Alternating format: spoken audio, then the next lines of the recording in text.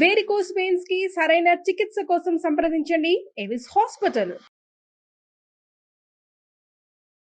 నమస్తే రమ్ గారు. నమస్తే రమ్ గారు, మీరు అడప చిరంజీవి గారివి కొన్ని స్టోరీస్ చెప్పారు, చాలా బాగున్నాయి. ఆయన ఇంకేమన్నా ఉన్నాయా మనం చెప్పుకోదగ్గ? ఉన్నాయి. ఆయన మొత్తం 10 కథలకు పర్మిషన్ ఇచ్చారు. అబ్బా. అవి కాకుండా 3 క్రైమ్ నావెల్స్ పంపించారు. క్రైమ్ హారర్ చెప్పడం కొంచెం కష్టం అని నేను బాగా చెప్పలేనేమో. బాగుంటుంది రమ్ గారు, ఎప్పుడు చెప్పలేదు మీరు. బాగుంటుంది కానీ ఆలోచిస్తున్నాను అనమాట. గాలి బంగ్లా ఒకటి చెప్పమన్నారు, కొంచెం పంపించి చాలా రోజులైంది. అవునా?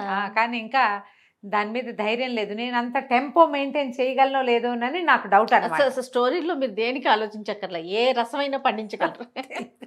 చూడాలి, ఒక్కటి తప్ప మనం చెప్పుకోకూడదు, చెప్పేస్తాను అంతే. అయితే ఇందులో నుంచి క్లాసిక్ బుక్స్ వాళ్ళు ప్రింట్ చేసిన వజ్రాల దీవి. ఇందులో నుంచి రవ్వల మేడ, అంతే. ఇగో రవ్వల మేడ కథ చెప్దాం. కాదు, వజ్రాల దీవి కూడా చెప్దాం. వజ్రాల దీవి అనే బుక్ లో రవ్వల మేడ స్టోరీనా? ఇందులో 5 ఉన్నాయి. ఈ వజ్రాల దీవి కూడా ఉంది, అది వచ్చే వారం చెప్దాము. రైట్. ఇవాళకి రవ్వల మేడ చెప్పుకుందాం. మనం బ్రీఫ్ గానే చేస్తున్నాం, ఎందుకంటే ఈ పుస్తకం కొనిపించి చదివించాలని నా కోరిక. బ్రీఫ్ చేస్తున్నా, కథ అంతా ఎలాబరేట్ గా నేను చదివిందంతా మీకు చెప్తే ఇంకా మీరు కొనుక్కోరు పుస్తకం. అందుకని పుస్తకాలు కొనుక్కోండి. రేపు బుక్ ఫెయిర్ వస్తుంది హైదరాబాద్ లో. అడపా చిరంజీవి గారి 2 పుస్తకాలు ఉన్నాయి, చక్కగా కొనుక్కొని చదువుకోండి. ఇందులో వజ్రాల దీవుల నుంచి రవ్వల మేడ చెప్దాం. రైట్. పూర్వం మరాళ దేశానికి ప్రతాపరుద్రుడని ఒక రాజుగారు ఉండేవారు. ఆయన భార్య పేరు కాంతిమతి. చాలా కాలం సంతానం కలక వాళ్ళు ఎన్నో పూజలు పునస్కారాలు చేశాక వాళ్ళకు ఒక బంగారు కొండ లాంటి చూడచక్కని వాడైన కుమారుడు కలిగాడు, వల్లభసింహుడు అబ్బాయి పేరు. అయితే వల్లభసింహుడికి చక్కగా చదువు చెప్పించారు. మంచి స్ఫురద్రూపి, యుద్ధ విద్యలు శాస్త్ర విద్య కూడా బాగా పకడ్బందీగా చెప్పించారు. చక్కటి వాడు, అన్నీ నేర్చుకున్నాడు అబ్బాయి. అయితే ఈ మంత్రి గారి అబ్బాయి, పెద్ద మంత్రి గారి అబ్బాయి జయంతుడు ఈ వల్లభసింహుడికి స్నేహితుడు కూడా. ఇంకొద్ది రోజుల్లో వీళ్ళు పట్టాభిషేకం కూడా చేయబోతారు. గురుపదేశాలన్నీ అయినాయి అబ్బాయికి, గురుకులంలో విద్యలన్నీ అయిపోయినాయి. మంచి నవయువకుడుగా ఉన్నాడు. ఇతనికి ఏదైనా దేశాల్లో తిరగాలని కోరిక. మనం గురువుగారులు అందరూ కూడా మనకేం చెప్పారు, లోకజ్ఞానం అంటే మనం ఇంట్లో కూర్చుని లోక జ్ఞానం కాదు, దేశాటన చేయాలి, ప్రపంచం చూసి రావాలి, ఆ తర్వాతే పట్టాభిషేకం అని అతని ఉద్దేశం. అయితే అమ్మా నాన్న ఇట్లా కంటి ముందు నుంచి పిల్లాడు అవతలకి వెళ్ళినా భరించలేని వాళ్ళు, లేక కలిగాడు కాబట్టి వాళ్ళు ఒప్పుకోరేమో అని ఇతను జయంతుడు అన్నాడు. కానీ వల్లభసింహుడు అమ్మా నాన్నని ఒప్పించడానికి పూనుకున్నాడు. సరే వెళ్ళేమనుకున్నారు, వెళ్తానంటే 4 రోజులు ఆగమని చాలామంది జ్యోతిష పండితుల్ని వాళ్ళని పిలిపించి, మరి అబ్బాయి ఇలా వెళ్ళే సమయం బాగుందా, ఈ సమయంలో ఇతను దేశాటనకి వెళ్ళొచ్చా, ఏమైనా ప్రమాదాలు ఎదురవుతాయా, వెళ్ళిన పని అవుతుందా, అది కనుక్కోవడానికి ప్రయత్నం చేస్తే సరే అందరూ కొంతమంది ముందు వెనకగా అటు ఇటుగా చెప్పారు. ఏదో ప్రమాదంలో పడేందుకే ఒక అవకాశం కనపడుతోంది, కాకపోతే పడమటి దిక్కుగా వెళ్ళొద్దని చెప్పండి అబ్బాయిని. రాకుమారుడు పడమటి దిక్కుగా వెళ్ళకూడదు యువరాజు అనేసరికి సరేననుకుని, ప్రమాదాలు ఏవో జరుగుతాయన్న మాట ఇంకా ఈయన భార్యకి చెప్పల రాజుగారు. చెప్పకుండా కుమారుడికి చెప్పాడు, నాయన వెళ్దు కానీ నువ్వు పడమటి దిక్కు ప్రయాణం పెట్టుకోవద్దు. ఈ అబ్బాయి అన్నాడు, ఏ దిక్కైనా పర్వాలేదు, మీరు అది వద్దంటే ఇంకా అటు వెళ్ళము, మేమిద్దరం మా దారిన ఇంకో పక్కకి వెళ్తామని జయంతుడిని తోడు తీసుకుని ఓ శ్వేతాశ్వము, ఒక కాలాశ్వము, తెల్లటి గుర్రం ఒకడు, నల్ల గుర్రం ఒకడు వేసుకుని బోళ్ళంత ధనపు రాసుల్ని కూడా వెంబడబెట్టుకుని ప్రయాణాల్లో అవసరపడుతుంది కాబట్టి బయలుదేరి మెల్లిగా వెళ్తున్నారు ముందుకి. మధ్యలో అడవుల్లో పడుకుంటూ ఒక పెద్దరాజు పెద్దమ్మ దగ్గరికి చేరారు. చేరితే ఆ పూట ఆవిడ దగ్గర హాయిగా, అంతకుముందు ఏవో తిన్నారు, పట్టుకెళ్ళిన ప్యాకెట్ ఫుడ్ ప్యాక్డు, తర్వాత అడవిలో కనపడ్డ పళ్ళు కాయ తిన్నారు. చక్కగా కూర నారా వేసి పెట్టి ఆవిడని అడిగారు పెద్దరాజు పెద్దమ్మని, ఏమిటి ఇది, మీరు ఇది ఏ రాజ్యంలోకి వస్తుంది ఈ ఊరు, ఇక్కడ విశేషాలు ఏమిటంటే ఆవిడ ఏం చెప్పిందంటే, ఇది శ్రీచక్రపురం. లేకపోతే ఈ శ్రీచక్రపురంలో ఒక విశేషం ఏం జరిగిందంటే, రాజుగారికి మదన మంజరి అద్భుత సౌందర్యవతి అని ఒక కూతురుంది. వివాహ కళ్యాణ సమయం వచ్చింది దగ్గరికి, కానీ ఆ పిల్ల మాయమైపోయింది. సడన్గా వేసిన తలుపులు వేసినట్టే ఉన్నాయి. అమ్మాయి ఎలా మాయమైందో ఎవరికీ తెలియదు. పిల్లని ఎవరో ఎత్తుకుపోయారు, అంతేగా అనుకుంటారు. దాంతో ఈ అమ్మాయిని వెతికి పట్టుకునే వాళ్ళకి అర్ధరాజ్యం ఇస్తామని, పిల్లనిచ్చి పెళ్లి చేస్తామని ప్రకటించారు. రాజుగారు ఆ పిల్ల కోసం దుఃఖపడుతూ ఉన్నాడు. అది నాయనా మా రాజ్యం పరిస్థితి, మీరు ఇక్కడ నుంచి బయలుదేరి వెళ్తే ఒక రోజు 2 రోజులు ప్రయాణం చేస్తే మీరు శ్రీచక్రపురానికి వెళ్ళిపోతారు అని చెప్పింది. అయితే అక్కడికి వెళ్ళటానికి వీళ్ళు బయలుదేరాక ఆ అవ్వకేదో 4 రూపాయలు ఇచ్చారు. డబ్బులు ఉన్నాయిగా వీళ్ళ దగ్గర. అవును. అటు బయలుదేరుతుంటే అక్కడ చెప్పారు మధ్యలో దోపిడీ దొంగలు ఉంటారు, ఈ దారి చిన్నదే, దోపిడీ దొంగలతో జాగ్రత్తగా ఉండాలంటే ఏం చేస్తారో చూద్దామని వీళ్ళిద్దరు అటే వెళ్ళారు. అటే వెళ్తే అక్కడ దోపిడీ దొంగలు ఎదురుపడ్డారు. ఇది సమరసింహుడు, మన వల్లభసింహుడు చాలా గట్టిగా యుద్ధ విద్యలు నేర్చుకున్నవాడేగా, బాగా చితకొట్టేశాడు వాళ్ళని, దొంగలందరూ.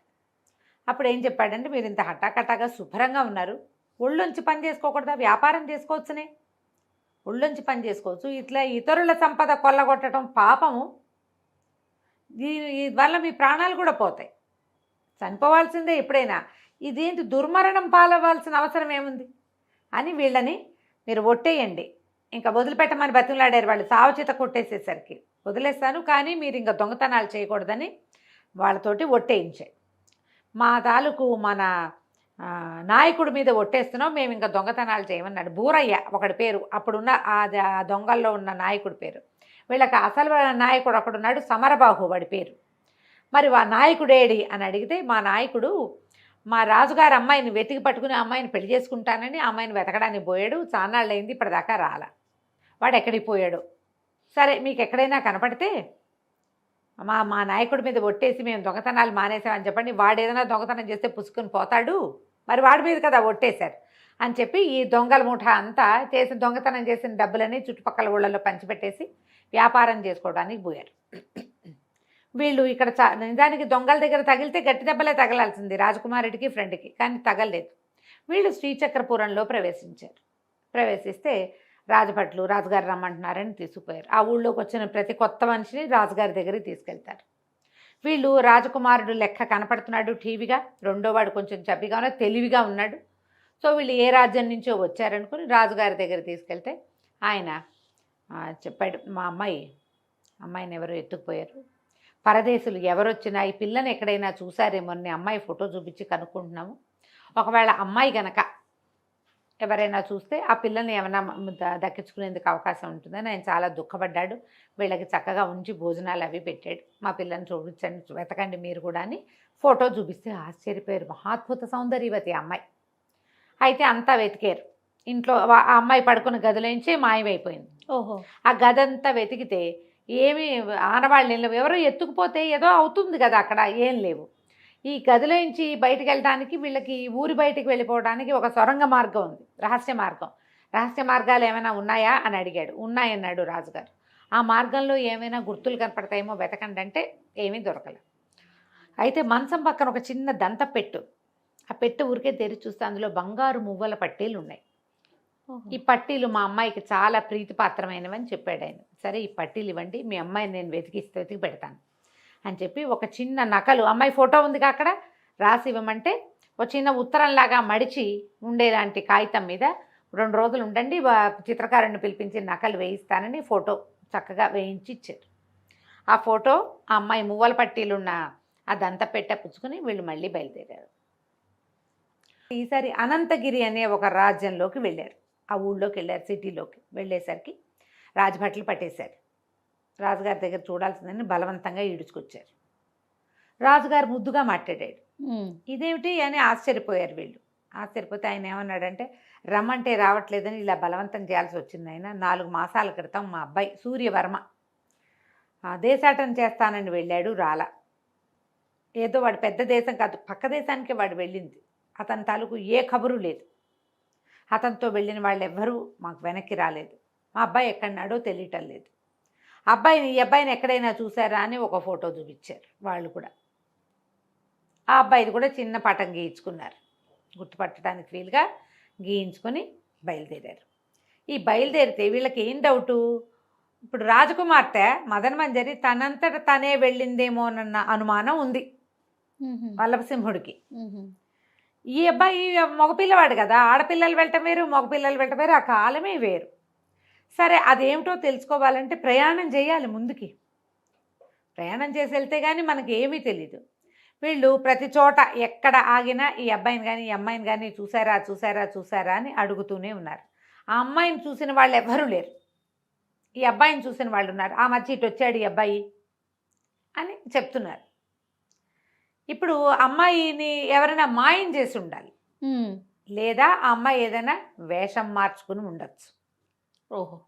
ఇప్పుడు ఆడపిల్లని ఒక అందగత్తె గుర్రం మీద ఎక్కొచ్చినా గుర్తుపడతారు. మగపిల్లాడినే జ్ఞాపకం పెట్టుకుని 3 నెలల క్రితం వచ్చాడు అని చెప్పినప్పుడు ఆడబిడ్డని ఎందుకు చెప్పరు? చెప్తారంటే ఆ అమ్మాయి అది అయి ఉండాలి, వేషం మార్చుకుని ఉండొచ్చు, లేదా ఏ రాక్షసుడో ఏ మాంత్రికుడో అట్లాగైనా అయి ఉండొచ్చు. ఈ ప్రతి ఊర్లోనూ ఈ అమ్మాయిని అబ్బాయిని ఎంక్వైరీ చేస్తూనే ఉన్నారు. కొన్ని చోట సత్రాలు ఉన్న చోట సత్రాల్లో ఉన్నారు. వీళ్ళ దగ్గర డబ్బు ఎలాగో ఉంది. సరే, భుజంగపురం అని ఒక ఊరు చేరారు. చేరితే ఇక్కడ ఏదైనా బస దొరుకుతుందా అంటే ఒక రాజుగారు నిర్మించిందే ఒక సత్రం ఉంది, వెళ్ళమన్నారు. అది ఎట్లా ఉందంటే ఒక అర్ధచంద్రాకారంగా ఉన్న సత్రం. అది బయట ఒక సావెడ్లాగా ఉంది. ఆ అర్ధచంద్రాకారంలో గదులు ఉన్నాయి. చాలామంది తిండికి అవకాశం లేని వాళ్ళు రాజుగారు ఫ్రీ భోజనం పెడతారు. రూములు తీసుకుని ఉండేవాళ్ళు కూడా ఉన్నారు. అక్కడికి వీళ్ళు వెళ్ళారనమాట. వెళ్ళినప్పుడు సరే, ఈ ప్రతి చోట ప్రతి ఊళ్ళో వీళ్ళ ఉద్దేశం ఏమిటి? వింతలు విడ్డూరాలు విశేషాలు ఏమున్నాయో తెలుసుకోవటం, దేశకాలమాన పరిస్థితులు అర్థం చేసుకోవటం. సరే, అక్కడికి వెళ్ళేసరికల్లా వాళ్ళు ఎన్నాళ్ళు ఉంటారు ఏమిటి అని కనుక్కున్నారు. తెలీదు, ఇక్కడ ఉండే వింతలను బట్టి ఉంటాం. చాలా వింతలు ఉంటే ఎక్కువ రోజులు ఉంటాం. ఆ వింత ఏమిటి? ఇక్కడ విడ్డూరమే ఉంది, కాకపోతే మీరు దాని జోలికి వెళ్ళొద్దని చెప్పాడు సత్రం ఆయన. ఆ గుమాస్తాలు ఎవరో ఉంటారుగా, ఇది మేనేజరు. అదేమిటి అంటే ఇక్కడ ఒక రవ్వల మేడను ఉంది, మీరు ఊరంతా తిరగచ్చు, తిరిగి చూడొచ్చు. ఇట్లాంటి సత్రాలు 2-3 ఉన్నాయి.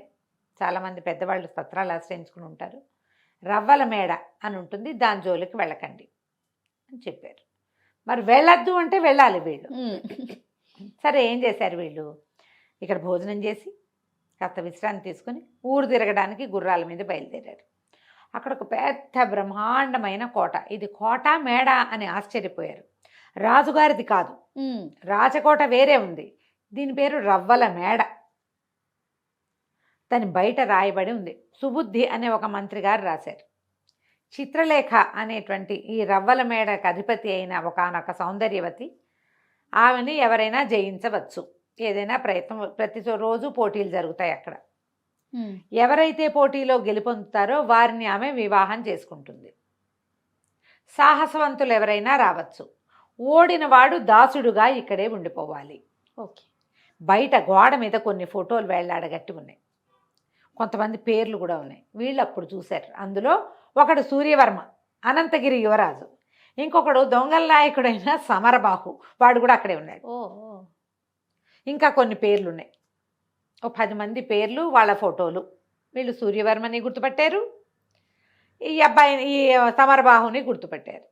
ఏమిటి ఇక్కడ సంగతి సందర్భం అని కనుక్కోవటానికి మళ్ళీ వెళ్ళి అక్కడ వెళ్దామనుకున్నారు. అయితే ఈవిడ ఎదురుగుండా ఆ రవ్వల మేడ సౌందర్యం ఎంత అద్భుతంగా ఉందంటే, అది మేడ కాదు, అది కోటలాగా ఉంది. వజ్రాలు పొదిగిన గోడలవి, అందుకే రవ్వల మేడ అని పేరు. ఎంత సౌందర్యవంతంగా ఉందో. కొంతమంది ఊరికే ఆ పరమ సౌందర్య రాసి అయినటువంటి చిత్రలేఖను చూడడానికి వచ్చేవాళ్ళు కూడా ఉన్నారు. చూసి వెనక్కి వెళ్ళిపోయేవాళ్ళు, పోటీలో పాల్గొని ఆమెకి దాసులైపోయిన వాళ్ళు. ఆ దగ్గర పిచ్చి రకాల ఎన్ని రకాల పనులు చేయిస్తారు. రాజకుమారుడైనా గడ్డి పీకాల్సిందే, వంట చేయాల్సిందే, అక్కడ గాడిదలైనా కాయాలి. పోటీలో పాల్గొని ఓడిపోయారా, అంతే కదా. అవి 3 పోటీలు. మొదట విద్య, జ్ఞానం, తర్వాత యుద్ధ విద్యలు, 3వది తెలివితేటలు. ఇవి ప్రదర్శన. అసలు 3వ దానికి చేరేవాడే ఎవడు ఉండడు. ఒక దాంట్లో ఓడిపోయేవాళ్ళు కొంతమంది దాసులు, 2వ దాంట్లో కూడా వచ్చి ఓడిపోయేవాళ్ళు ఇంకొంతమంది, 2 గెలిచి 3వ దాంట్లో దొరికిపోయేవాళ్ళు ఇంకొంతమంది. అసలు 3వ దాని పోటీ చాలా తక్కువ జరిగింది అక్కడ. ఈ ఇంత సౌందర్య రాసి ఇది అనేసరికల్లా ఏదో ఉంది ఇందులోనే అనిపిస్తోంది వీళ్ళకి. ఈ కోటకి ఎదురుగుండా ఒక ముసలావిడ అద్భుతంగా వంట చేస్తుంది. ఆవిడ కొంతమంది ఆడవాళ్ళని పెట్టుకుని బోళ్ళని రకాల వంటలు వండుతూ ఈ కోట చూడడానికి వచ్చే వాళ్ళకి దగ్గర బిజినెస్, హాయిగా వంట భోజనాలు, రకరకాల పిండి వంటలు వండటం. సాయంత్రం అయ్యేసరికి సరే వీళ్ళేమన్నారు, ఇప్పుడు మనకి దీని సంగతి తెలియాలంటే ఏం చేయాలని ఆలోచించి ఆ వంటలు వండే ముసలామని మేము ఉండే దీని దగ్గరికి, మన పూటకోళ్ళు ఇల్లు లాంటిది ఉంది కదా, వీళ్ళు ఉన్నారు, రాజుగారు కట్టించిన ధర్మశాలకి కొంత ఫుడ్ ఐటమ్స్ పంపించమన్నారు. గారెలు, బూర్లు, అప్పచ్చులు చేసి పంపించమని డబ్బులు ఇచ్చారు. సరే, వీళ్ళు ఊరంతా తిరిగి అక్కడే చేరేసరికి ఈ వంటకాలు పుచ్చుకుని ఈ ఆడవాళ్ళంతా అక్కడికి వచ్చారు. ఆ మొత్తం ఆ లోపల ఉన్న ఆ సత్రంలో ఉన్న వాళ్ళందరికీ పిండి వంటలు పంచిపెట్టారు. ఇప్పుడు మగపిల్లలు 2, రాజుగారు అబ్బాయి, మంత్రి గారు అబ్బాయిను. జయంతుడు వల్లభసింహుడు చక్కగా పంచిపెట్టి తర్వాత అప్పుడు వాళ్ళ దగ్గర నుంచి విషయం రాబట్టారు, ఇక్కడ ఏం జరుగుతోంది ఈ ఊళ్ళో అని. ఎవరో ఒక ఆవిడ మహాద్భుత సౌందర్యవతి అయిన ఒక వేశ్య, ఒక ఆవిడ ఒక రాజుగారికి ప్రేయసిగా ఉంది, ఓకే, ఉండేది. ఆవిడ రాజుని వివాహం చేసుకోవాలని భావించింది. ఆయన వివాహానికి వడంబడలేదు. వడంబడకపోతే ఆయనకి రాణి అంటే చాలా ప్రేమ, ఈవిడతోటి కూడా స్నేహం ఉంది. అయితే ఈవిడ ఏం చేసింది, ఆవిడని ఒక రాణిగారిని చంపడానికి అట్లా ప్రయత్నం చేసింది. ఏదో చేసేసరికల్లా రాజు ఏం చేశాడు, ఆవిడని తన్ని తగిలేశాడు. తన్ని తగిలేస్తే దేవదాసిని ఆవిడ ఏం చేస్తే అప్పటికే ఆమె గర్భవతిగా ఉంది, చాలా సౌందర్యవతి. రాజుగారు ఎంతో సంపద ఇచ్చాడు ఆవిడికి, ఆవిడతో స్నేహంగా ఉన్నన్నాళ్ళు. ఆవిడ తన సంపద అంతా మూట కట్టుకుని గర్భంలో ఉన్న శిశువుతో సహా ఈ ఊరు వచ్చేసింది, ఈ భుజంగపురం. వచ్చి పిల్లని ఆవిడకే ఆడపిల్ల పుట్టింది. ఆ పిల్ల కూడా పరమాద్భుత సౌందర్యవతి, రాచకూతురు కూడా కదా. అయితే ఆవిడ ఏం చేసింది, కూతురికి ఎన్నో విద్యలు నేర్పి, ఎన్ని రకాల విద్యలో నేర్పి ఆ పిల్లతోటి ఈ రవ్వల మేడ కట్టించి అమ్మాయిని అందులో ఉంచింది. రాజులని హ్యూమిలేట్ చేయటం ఆవిడ యొక్క జీవితాశయం. ఒక రాజు వల్ల తను అవమానపడ్డాను కాబట్టి తమ దగ్గరికి వచ్చిన ఏ రాజు అయినా సరే వాడిని దాసిని చేయాల్సిందే. ఓహో, మగవాళ్ళు క్రూరులు దుర్మార్గులు, వాళ్ళని అణిచేయాలి, వాళ్ళని కాలి కింద పెట్టి ఉంచాలి. అలాంటి భావాలు, పురుష ద్వేషాన్ని నూరిపోసింది కూతురికి. ఆ నూరిపోసిన పురుష ద్వేషంతో ఈ చంద్రలేఖ, ఈ చిత్రలేఖగా ఇక్కడ ఉండి ఈ అమ్మాయి అన్ని రకాల విద్యలు రావడంతో ఈ దేశపు రాజుగారు కూడా ఆమెను కంట్రోల్ చేయలేకపోయాడు. ఎవరైతే ఆమె నుంచి దగ్గర ఓడిపోతారో వాడి దగ్గర ఉన్న ప్రతి పావలా ఓడగొట్టించి తీసుకుంటుంది. ఏ రాజ్యం నుంచి అయినా రాజు వచ్చాడంటే ఆ రాజ్యపు సొత్తు అంతా ఈ అమ్మాయి సొంతం, అదంతా పోటీలో ఉంటుంది ముందే. అవునులేండి. రోడ్డు మీద నుంచి వచ్చిన వాడు ఇంట్లోకి వెళ్ళిపోయి దాసుడైపోతాడు. పెద్ద పెద్ద రాజ్యాల నుంచి వచ్చిన వాళ్ళు రాజ్యం ఆమెకు వశం చేయాల్సింది సంపదంతా. అట్లా అందరివి గోల్డ్ ఓడగొట్టేస్తుంది. ఈ వచ్చిన వాళ్ళందరూ దాసులుగా ఆ ఇంట్లో పనిచేస్తూ, ఆ రవల మేడలో పనిచేస్తూ అక్కడే పడి ఉంటారు. ఇది ఇక్కడ కథ. ఈమెను గెలవటం కష్టం. అయితే వల్లభసింహుడు ఆలోచనలో పడ్డాడు. ఏం చేస్తాడో మనం వచ్చే భాగంలో తెలుసుకుందాం. తప్పకుండా రమ్మగారు. నమస్తే. నమస్తే.